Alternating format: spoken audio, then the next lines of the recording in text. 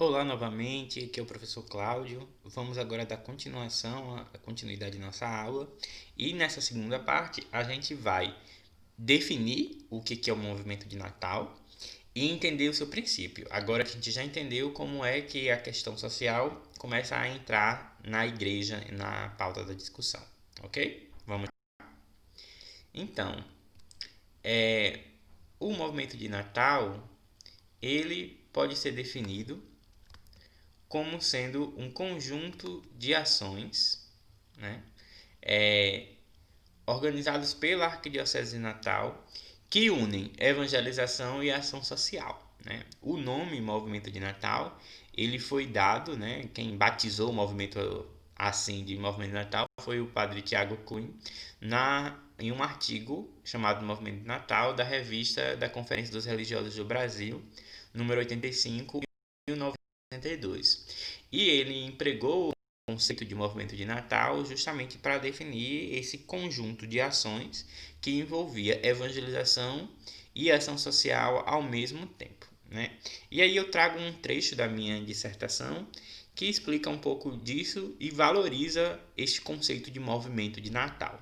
Né? Então, o movimento de Natal. Foi o padre Tiago Cunha o primeiro a denominar aquela ação de movimento de Natal, em seu artigo homônimo publicado na revista da Conferência dos Religiosos do Brasil, 1935, junho de 62. Ele empregou o termo para se referir à ação conjugada de evangelização e ação social. A concepção de movimento é bem apropriada se pensarmos que as ações da Igreja norte-riograndense enquanto flexíveis e coordenadas, que abarcam um conjunto de iniciativas e pessoas, as colocando em constante movimentação, focalizada na transformação social. As colocações de Padre Tiago também nos ajudam a não perder de vista a duplicidade da ação, que é social, mas também religiosa, evangeliza, mas também transforma. Então, o movimento de Natal tem essas características, né? De ter essa ambivalência, essa duplicidade, essa ideia de ser ao mesmo tempo algo social, como também algo religioso, espiritual, evangelizador dentro desse caráter, né? Então vamos agora entender como é que acontece o surgimento, né, dentro desse processo. É, o surgimento, um marco temporal inicial do movimento de Natal, a gente pode dizer que é o pós-Segunda Guerra, né, em 1945. O que acontece? Natal, Rio Grande do Norte, foi palco, né, da Segunda Guerra Mundial, participou ativamente disso, principalmente a cidade de Parnamirim e Natal. Né? Parnamirim, inclusive, vai receber o título de trampolim para a vitória, porque o Rio Grande do Norte, por sua posição privilegiada geográfica, vai ser um ponto fundamental nos planos norte-americanos da Segunda Guerra para derrotar o nazismo. Né? Primeiro, porque nós estamos próximos da África e próximos da Europa, o que facilita o transporte de suprimentos, a recarga de combustível de aviões e etc. Então, em 1945, ou melhor, no período da Segunda Guerra Mundial, na década de 40, Natal vai receber um fluxo muito grande de militares americanos e isso vai mudar o cenário da cidade por completo.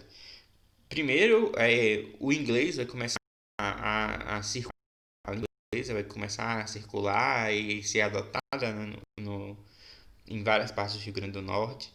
O fluxo de população também aumenta, né? A população da cidade de Natal praticamente triplica de volume. Vem gente tanto do interior do estado quanto dos estados vizinhos, né? Pernambuco, Paraíba, Ceará, eles vêm para a Natal para tentar usufruir das benesses que os americanos estavam trazendo e do capital estrangeiro que também estava circulando na cidade. Até porque o dólar estava circulando, né? A moeda que começa a ser utilizada no Natal para o pagamento é em dólar. Né? O preço dos aluguéis, da comida, a inflação na cidade como um todo vai lá nas alturas, todo mundo tentando tirar proveito da situação. Né? E o que acontece é que em 1945 a guerra acaba e os americanos deixam a cidade. E isso causa uma crise econômica devastadora. E essa crise econômica vem acompanhada de uma crise social, um aumento da violência, um aumento da fome, do desemprego e de todas as calamidades sociais que advêm disso. E aí os padres, principalmente um grupo específico que trabalha na região metropolitana de Natal, começa a se preocupar com essas questões, né, com essas ações. Os dois principais expoentes dessa preocupação são justamente o padre Eugênio de Araújo Sales e o padre Nivaldo Monte, que depois vão se tornar bispos e arcebispos de Natal. Né? Cônego Monte falece e o controle da juventude feminina católica passa então para as mãos de Nivaldo Monte. Né? E Padre Eugênio Sales cria a juventude masculina católica. Esses dois grandes braços, esses dois grandes segmentos vão começar a trabalhar em conjunto nessas resoluções dos problemas das questões sociais. De um lado, você vai ter a juventude feminina católica com Dom Nivaldo, criando profissionais para atender a assistência social. Então ele vai criar a escola de serviço social, né, e essa escola vai formar as assistentes sociais que vão trabalhar com essas questões. Do outro lado, você vai ter a Juventude Masculina Católica, coordenada por Eugênio Sales, que vai começar toda uma atividade de assistência social, principalmente nas periferias de Natal. Na época, a periferia principalmente de Ponta Negra, Bom Pastor e Mãe Luísa, né, são atendidas por esses. Tendo que também existem outros que estão, como por exemplo, o Monsenhor Expedito Sobral, né, da cidade de São Paulo do Potengi, né, então padre Expedito Sobral, que vai se tornar no futuro Monsenhor Expedito Sobral. Né. Vai ter também o padre Alaí Vilar, que vai se tornar Dom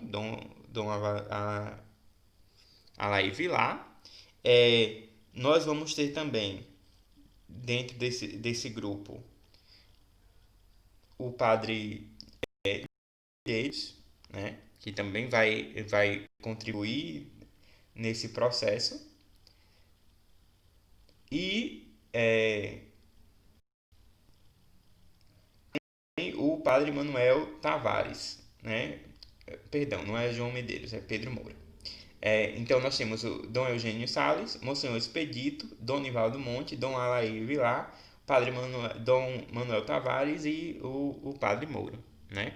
Então esses 6 de início, eles estão preocupados com as questões sociais e eles, em separados, cada um em sua paróquia, estão fazendo ações sociais nesse processo. Aí, em 1945, no finalzinho, Dom Eugênio, né, ainda padre, ele vai fazer a primeira semana diocesana da Ação Católica. Essa primeira semana diocesana da Ação Católica é para mostrar os resultados da Ação Católica, o que eles têm conquistado. E é nesse momento, então, que esses padres que estão em suas paróquias, esses 6 padres de início que estão em suas paróquias, fazendo essas ações, percebem que estão enfrentando o mesmo problema e que estão tendo mais ou menos atitudes parecidas na resolução. Então eles começam a se reunir mensalmente para discutir propostas nesse processo, que vai ser chamado de a reunião do clero. Né? E essa reunião tem até hoje, Natal, mensalmente se reúne, normalmente em uma quinta-feira de cada mês, para discutir ações a serem tomadas, ações pastorais a serem tomadas. Né? Isso começa lá. De início, essa reunião do clero não eram reuniões assim oficiais, eram mais informais entre eles. O bispo da época, Dom Marcolino, ele autoriza a reunião, né? Mas ele não assume oficialmente, né? Ele, como a gente já viu anteriormente, ele tem um posicionamento bem rígido a respeito da separação entre assistência espiritual e assistência social, né? Quando eles se reúnem para discutir, eles vão percebendo que os problemas que eles estão identificando nas suas paróquias, na região metropolitana de Natal e na cidade de Natal, na verdade são reflexos de um problema muito maior, que é um problema do meio rural, né? E é então a partir daí que eles começam a estruturar uma proposta de um serviço de assistência rural que possibilite auxiliar o homem do campo para que este fique fixo no campo, né, e não faça o êxodo rural para a cidade, né? Então, a partir daí, em 1949, é que ele dá, ou melhor, eles em conjunto, mas a principal iniciativa é de Dom Eugênio de Araújo Salles, que vai criar o Serviço de Assistência Rural com esse objetivo, de prestar assistência técnica, social, para o trabalhador rural no intuito de fixá-lo na cidade, no campo. Ok? Então, até a nossa próxima